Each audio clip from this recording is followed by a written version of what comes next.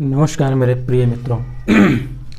जैसा कि हम लोग अनुच्छेदों के सिलसिले में हम लोग क्या कर रहे हैं, बात कर रहे हैं सारे अनुच्छेदों के बारे में डिटेल कर रहे हैं सीक्वेंस वाइज, जिसमें कि हम लोगों ने आर्टिकल हम लोग 81 तक बात कर लिए हैं, अनुच्छेद 81 तक बात कर लिए हैं, जिसमें हम लोग बात किए थे पिछले लेक्चर में लोकसभा की संरचना। लोकसभा की संरचना कैसे होती है, इसमें अधिकतम सदस्यों की संख्या कितनी होती है।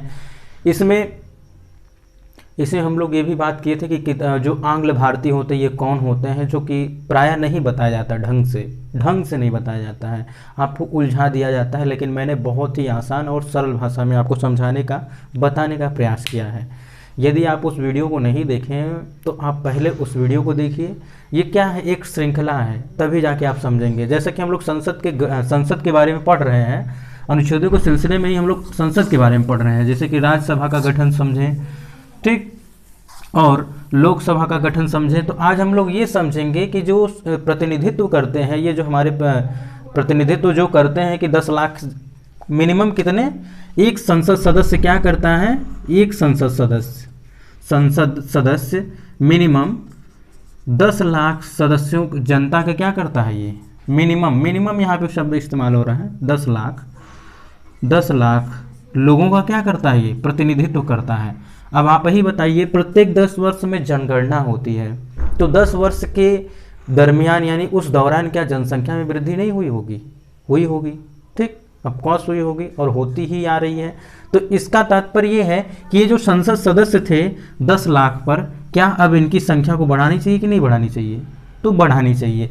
ये प्रावधान जो है 82 में कि प्रत्येक जनगणना के बाद पुनः समायोजन, देखिए समायोजन शब्द से ये तात्पर्य है कि उनकी संख्या में क्या होगी, वृद्धि की जाएगी संशोधन के माध्यम से।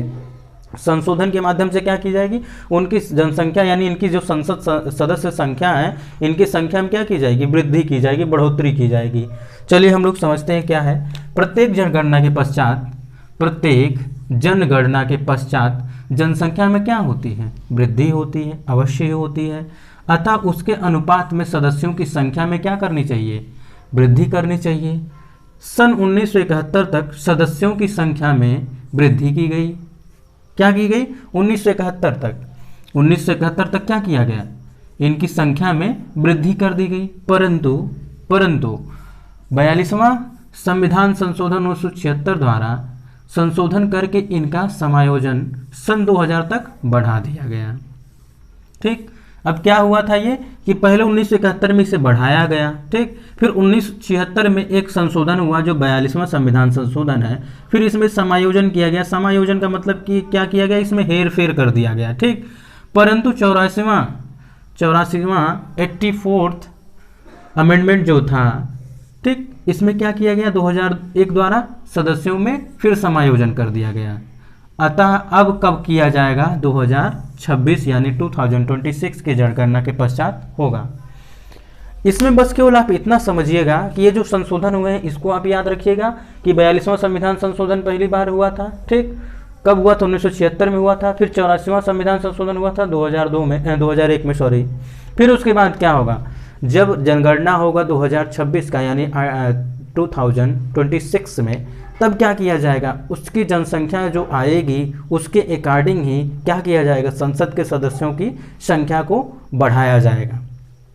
इस आर्टिकल का कहा जाए पूरा सार ही यही है कि जितनी जनता की मतलब जितनी जनसंख्या की वृद्धि हो रही है, उसी के रूप में संसद सदस्य की संख्या को भी क्या किया जाए, बढ़ाया जाए, ठीक। अब ये कब तक, ये डेट कब तक रखा गया है, किस वर्ष तक रखा गया, ये भी प्रश्न पूछे जाते हैं, ठीक, कि संसद के सदस्यों की संख्या कब तक बढ़ाई जाएगी या फिर किस जनगणना के बाद बढ़ाई जाएगी। तो इसका आंसर सिंपल सा होगा 2026 यानी 2026।